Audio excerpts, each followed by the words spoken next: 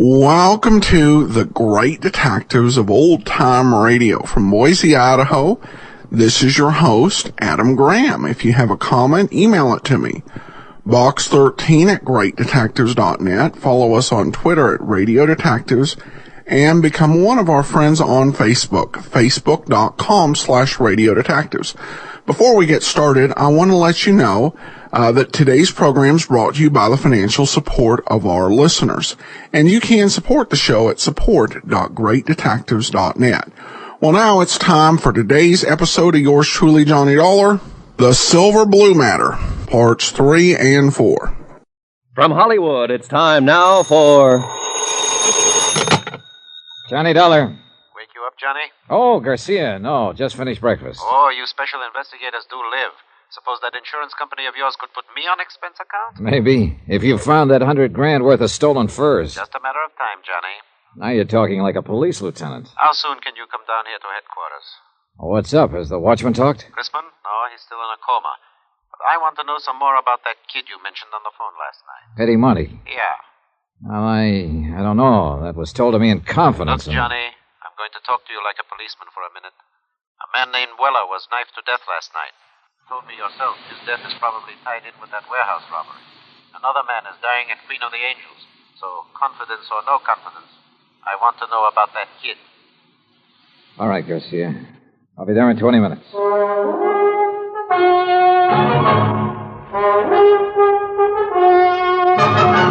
Tonight, and every weekday night, Bob Bailey in the transcribed adventures of the man with the action-packed expense account, America's fabulous freelance insurance investigator. Yours truly, Johnny Dollar.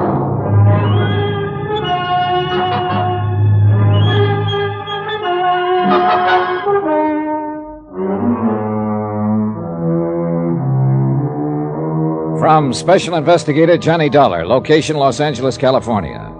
To the Home Office Mono Guarantee Insurance Company, Hartford, Connecticut. Assignment, The Silver Blue Matter. Expense account continued. Item 10, $1.45. Taxi from my hotel to the police headquarters office of Lieutenant Garcia. The early morning fog was starting to lift, and the city sprawled beneath a slate-gray sky. The filtered sun should have softened things, but didn't. Gray sun, gray world, drab and dreary, and a case to match. Teenagers, not a gang of hardened criminals. A bunch of wild kids who'd broken into a warehouse and stolen 80 fur coats, silver blue mink. A night watchman had been slugged and lay dying in the hospital. And a lunchroom owner named Red Weller had been stabbed to death the night before. So it couldn't be called kid stuff. That term doesn't apply to murder.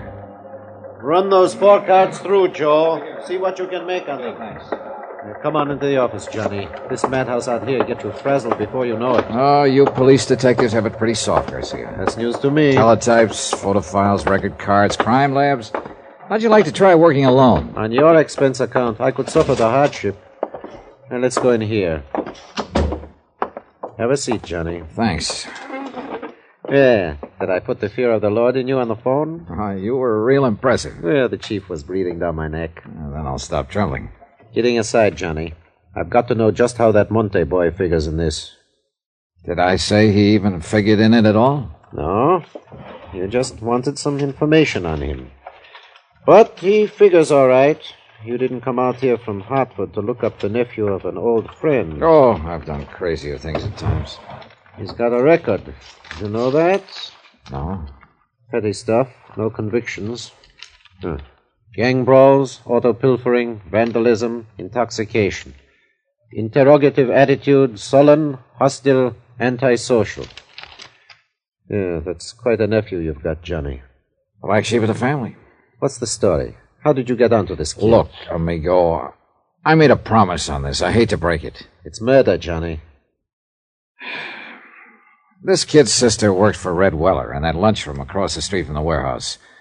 Her name is Carla Monty. She's 5 years older than he is. They live together. Their parents are dead. So? So I put some pressure on her, and she told me she thought her brother Eddie might know something about the robbery. She took me to a pool room to meet him. How was he supposed to have known about it? Hearsay? No. She admitted later that she suspected him of being mixed up in it himself. Things he'd said, the way he acted. She asked me to help her try to keep him out of trouble. I think he's already in trouble, Johnny. Yeah, so do I. And I think she does, too. What did he have to say when you talked to him in the pool hall? Several things, but they added up to 2 words. Get out. When I wouldn't, he did. Why do you think Red Weller was killed, Johnny? Well, I think those kids used his lunchroom as a lookout post to spot the prowl car that was patrolling that area. As soon as it passed, they pulled the job. It figures all right. I think Red realized it when he thought back and knew who the kids were. I think that's what he was going to tell me. So they found out what he was up to and knocked him off to shut his mouth. Yeah, it adds up, Garcia. Oh. Now, tell me about her. Carla? What's to tell? She's just a girl, like millions of others. Decent, hardworking, and real sweet. But there's something about her, something special. I don't know what, I don't know the words to use, but... Well, it's there. You feel it. And she's kept it somehow, in spite of everything. I guess I know what you mean. Do you? I told you once, Johnny, I grew up in that district. I know how rough it is. Well, maybe it's even worse for a girl. It is. I know. I had a sister. Oh, I didn't know that. She was a lot like this girl Carla once. Then the district got to her, and she got to be more like Carla's brother. What happened to her? 1 to 5. Possession of narcotics. A couple of other pretty rough charges. She died in Tehachapi prison 7 years ago. I'm sorry, Garcia. Yeah. I don't want to see this girl Carla hurt any more than you do, Johnny. Maybe the hurt will break her, make her lose that something special. But I've still got to pick up her brother and bring him in for questioning. Expense account item 11, $1.90. Taxi to the Weller lunchroom to see Carla Monty. Lieutenant Garcia had a police detail checking known fences and borderline dealers specializing in furs. But so far, none of those contacted had been approached by any member of the warehouse gang. Albert Chrisman, the night watchman who had been slugged during the robbery, was still in a coma, unable to talk. So Carla remained my best, in fact, my only lead to the case. The lunchroom was closed. I paid off the taxi, walked 3 blocks to Carla's apartment house, climbed the stairs, and knocked on her door.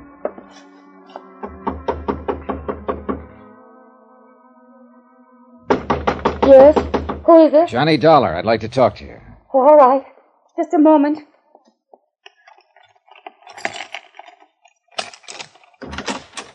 Come in, Johnny. What were you expecting, a major invasion? I don't know.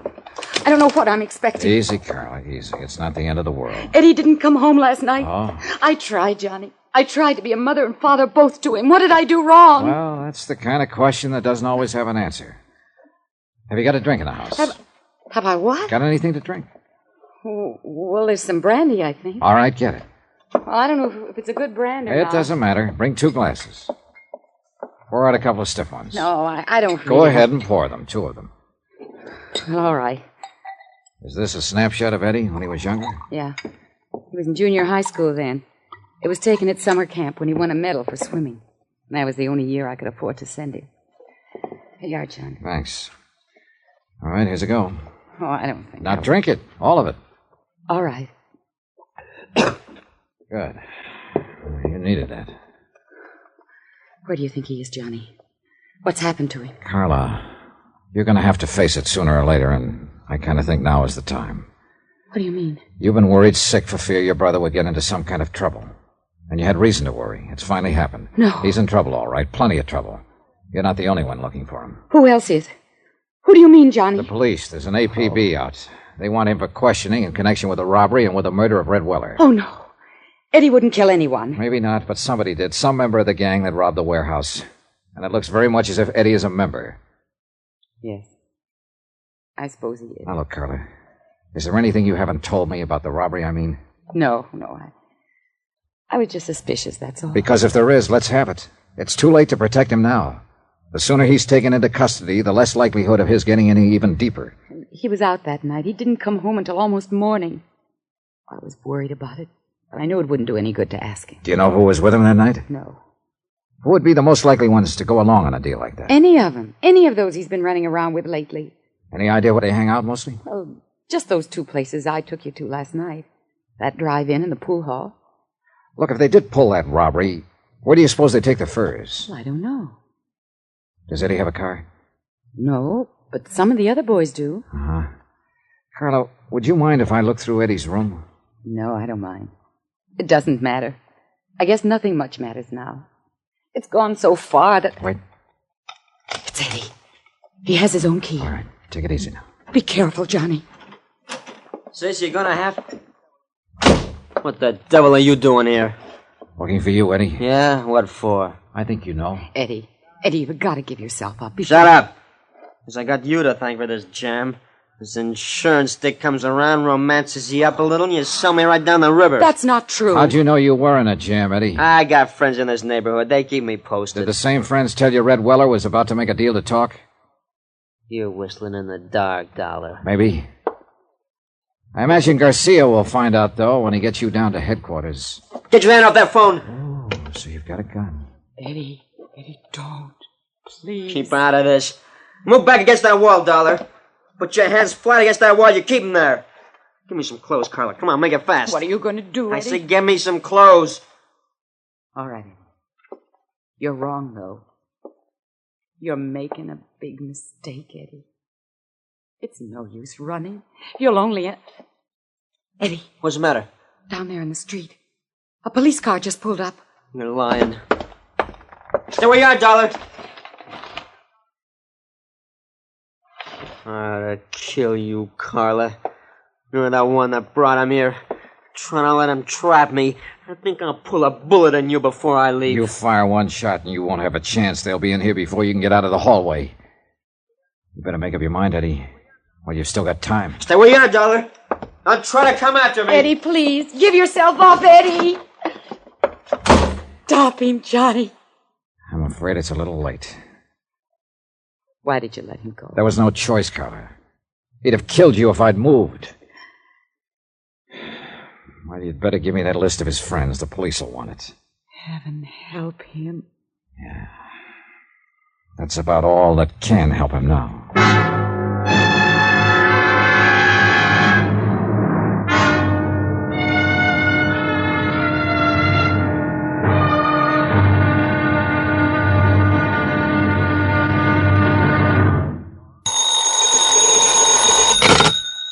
Johnny Dollar. Lieutenant Garcia, Johnny. Are the boys in the police car still there? There are 3 police cars here now. They've searched the apartment house from top to bottom. Any luck? No, Eddie got away. I didn't dare make a move to stop him. He was going to shoot his sister. Well, we'll get him, Johnny. Don't worry about it. I don't intend to. My job now is to locate $100,000 worth of stolen furs, not to go after Eddie Monty. It's the same job, isn't it? Probably. Did you see that list of his friends Carla gave me? I just put out an APB to bring them in. Good. They weren't all in on that warehouse robbery, but some of them were. If they were, we'll take them. We've got an interrogation room down here to sort the sheep from the goats. Yeah, I know. But first you got to catch your goats.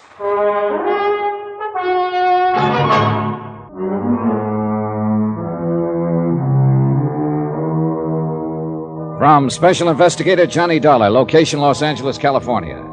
To the Home Office, Mono Guarantee Insurance Company, Hartford, Connecticut. Assignment, the Silver Blue Matter. Expense account continued.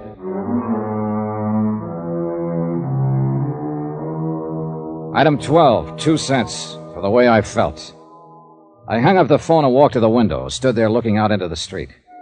The police were leaving the apartment to carry their search for fugitive Eddie Monty into wider territory. And Eddie's sister, Carla, sat huddled in a corner, forlorn, beaten, broken-hearted. From the window, too, the view was anything but cheerful.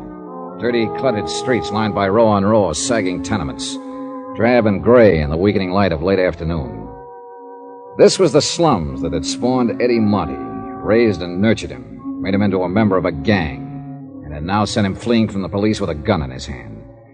And the same slum had bred the others of the gang who'd robbed a warehouse of 80 silver blue mink coats, slugged night watchman Albert Grisman into a near-death coma, and had murdered a man who'd tried to give them away. Why, Johnny? What got into him? Why is he ending up this way? I wish I could tell you, Carla. I did something wrong. That's it, of course, but what? Forget it. You did all you could. It wasn't enough. Well, sometimes nothing is enough. And nobody knows exactly why. I loved him. I never thought of him as just a nuisance of a kid brother, the way a lot of girls do. Now, look. You did more than anybody could expect. You were a pretty young kid when your folks died. Too young to have to take on the responsibility of raising a teenage brother. But I tried. I tried hard. And I thought I was doing all right until lately. But now So it didn't work. And what's happened is breaking your heart. Well, that can't be changed. But just remember this one thing. You did the best you could. And that's all anybody can do. So don't blame yourself. Tell me something, Johnny. Yeah? You're wearing a gun. I don't think Eddie knew it when he ran from here. Maybe you couldn't have used it to disarm him. Not when he was on the verge of killing you. But you could have drawn it and killed him. He was careless. He gave you several chances. Why didn't you? I don't know. Thank you, Johnny. I'd like to look through Eddie's room, if you don't mind. All right. I'll go with you. This way. It's down the hall. Thanks. Oh, somehow I still can't believe it. Not the killing, at least. Eddie is just not that kind. Well, a kid gets under pressure sometimes and gets pushed overboard. Maybe we'll know more when they pick him up. What if he tries to resist arrest? You know the answer to that. Oh, I hope he doesn't. Well, here it is. This has been Eddie's room since he was 13. It ought to tell something. The main thing at the moment is to find something that tells where he might go to hide out. And I've also got $100,000 worth of furs to locate. You go ahead and look around. Whatever you want. Okay, thanks. I'll be in the living room. You call me if you want me.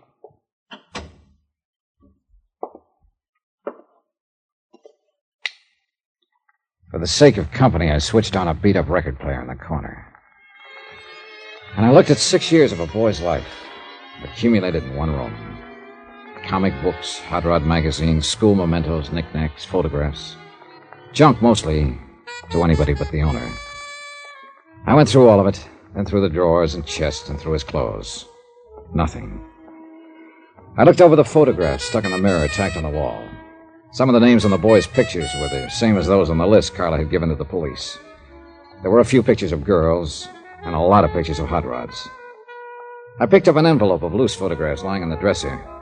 They were views of a second-hand panel truck, and in all of the pictures, Eddie was standing beside the truck with obvious pride of ownership. One of the views showed the front license plate. I turned the envelope over. The film had been developed less than 2 weeks before. I called Carla back into the room and asked her about it.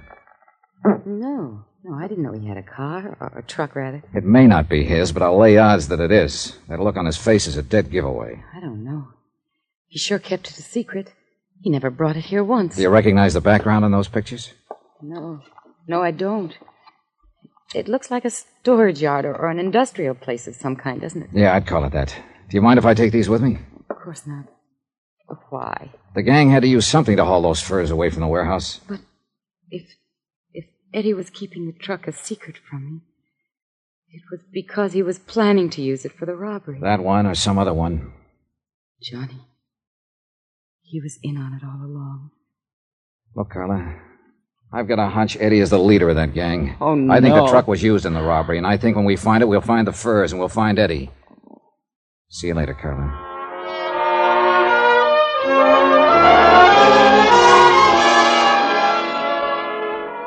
Expense account item 13, $1.85. Taxi fare from Carla's apartment to the police headquarters office of Lieutenant Garcia.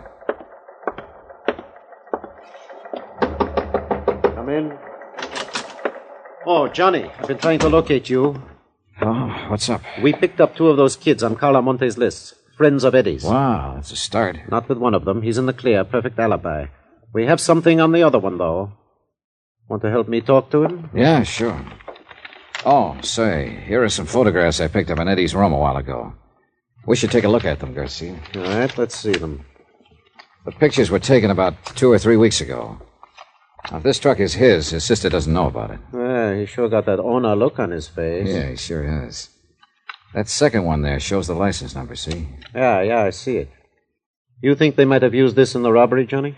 It's a possibility. And we're not exactly swamped with angles. I was wondering, too, if you happen to recognize that background behind the truck. No. Oh, but it looks like it might be down in that area somewhere, the warehouse district. Look, why don't you get some copies made, circulate them, and see if any of your boys can tag the place. Oh, you insurance dicks do get ideas sometimes. Oh, you'd be amazed. All right, I'll do it. And now let's go down and talk to that kid.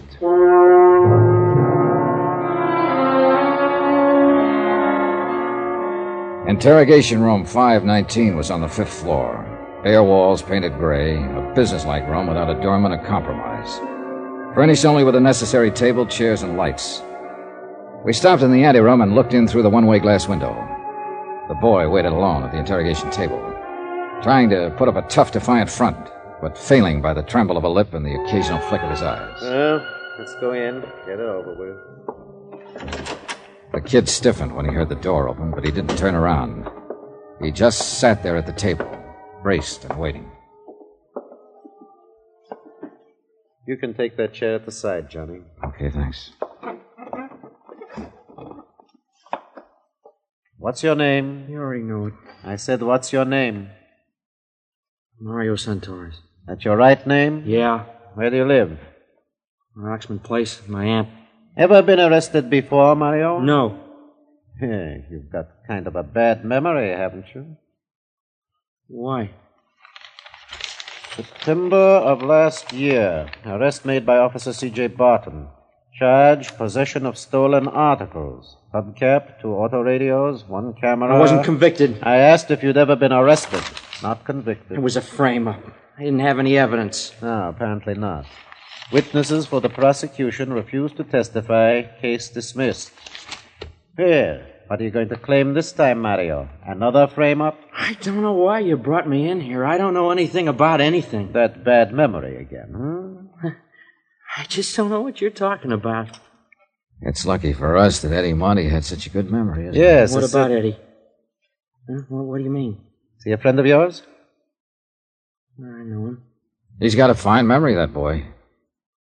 Too bad you can't remember things the way he does. What are you talking about? Oh, that's true, all right. Eddie remembers everything that happened. What he did, what Mario did. I don't know what you mean. Well, that's because of your bad memory, Mario. Why, Eddie remembers the name of every boy who was in on that job and just what each one of them did. What job? That warehouse robbery. Have you forgotten about that? I don't know anything about any robbery. Well, there's been a lot of talk. At least you've heard about it, haven't you? I don't know anything about it. Maybe you've just forgotten. I don't know what you're talking about. When did you see Eddie last? I don't remember. Have you seen him since the robbery? No. How can you be sure? You said you hadn't heard of any robbery. I haven't. Still, you haven't seen Eddie since the robbery. Well, Come on, Mario. Tell us about it. I guess maybe I did hear about it. So? Well, why shouldn't I hear? It was in the papers. Everybody's been talking about it, so what if I did hear? That don't prove anything. But you said you hadn't heard. So I forgot. Guy can forget something, can't he? Yeah. If he's got a bad memory, he can. And Mario's got a real bad memory, Johnny. Not Eddie, though. He remembers how you guys loaded those furs into his truck. How you waited across the street in Red Weller's until the prowl car passed. How you slugged the night watchman, Albert Christmas. That's a lie. How do you know it is, Mario? You don't even remember it. Eddie does, though. He even remembers the next night. When you stabbed Red Weller to death to keep him from coming to me. No. No, I didn't do that. Of course you did. You don't think Eddie would lie, do you? It's not true. Makes sense to us. Is Eddie here? You pick him up? How would we know what he remembers unless we picked him up? Now, how do you think we got your name? Out of the telephone book? It's not true what Eddie says. Well, if you've got anything to say, we'll listen to it. But I don't think it's necessary, do you, Johnny? No, I think Eddie remembers everything. Let's get out of here. Yeah. He's lying! You listen to me. I'll tell you the truth. I'll get a stenographer.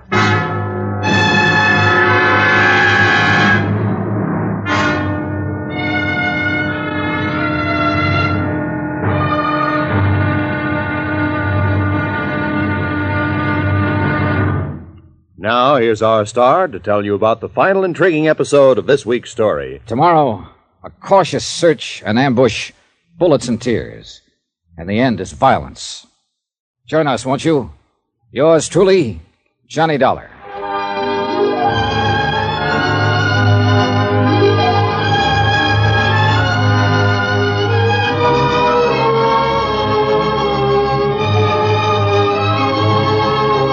Yours truly, Johnny Dollar, starring Bob Bailey, is transcribed in Hollywood.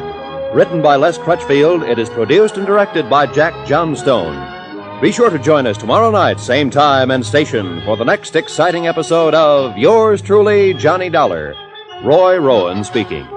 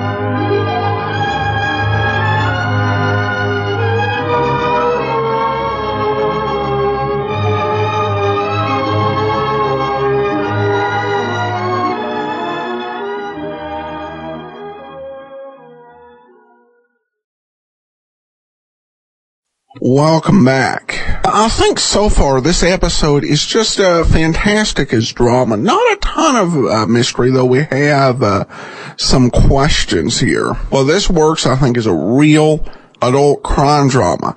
Even the thing with the picture of the car, which of course we can't see, I think their sort of impression and their ability to see what he means by the look on his face really builds into their empathy and their feeling this kid took a tragic wrong turn and his life could have been different otherwise. It doesn't quite, so far at least, and we'll see how part 5 turns out, it doesn't quite pack the powerful emotional wallop that you get at the end of part 5 of the Valentine Matter. But it may be a little bit more realistic and true to life, which I guess could help.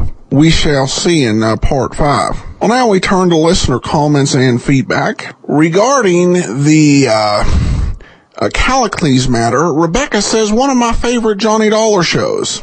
And then we have a review on iTunes. And a reviewer, going by screen name, What Am I Thinking, says, I really enjoy listening to all the great detective shows that Adam shares. He does a great job on presenting the program and giving his take on them. I'm so glad to find this podcast that plays only old-time great detectives. Well, thanks so much, and I'm glad you're appreciating the show, and keep on listening. All right, well, that will do it for today. Join us tomorrow for Nick Carter, Master Detective. And then we will conclude the Silver Blue Matter on Friday. In the meanwhile, send your comments to Box 13 at greatdetectives.net. Follow us on Twitter at Radio Detectives. And become one of our friends on Facebook, facebook.com/Radio Detectives. From Boise, Idaho, this is your host, Adam Graham, signing off.